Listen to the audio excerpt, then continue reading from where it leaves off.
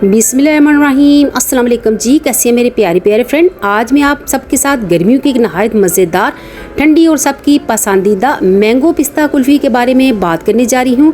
गर्मियों के मौसम में जब कुछ ठंडा और मीठा खाने का दिल चाहे तो मैंगो पिस्ता कुल्फ़ी बेहतरीन इंतखाब है। फ्रेंड्स, अगर आप भी आम से बनने वाली स्वीट पसंद करते हैं तो यकीनन आज की रेसिपी आपको बहुत पसंद आएगी। आपने वीडियो फुल वॉच करनी है, स्किप बिल्कुल नहीं करना है। स्टेप बाय स्टेप बताऊंगी आज की रेसिपी के बारे में। चलिए जी इंग्रेडिएंट्स की तरफ।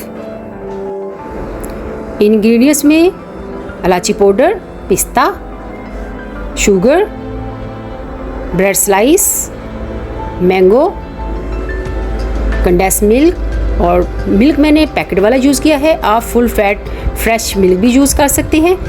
कुल्फ़ी के लिए मोल्ड्स इस्तेमाल किए हैं, कोन वाले मोल्ड्स भी हैं। Let's start cooking.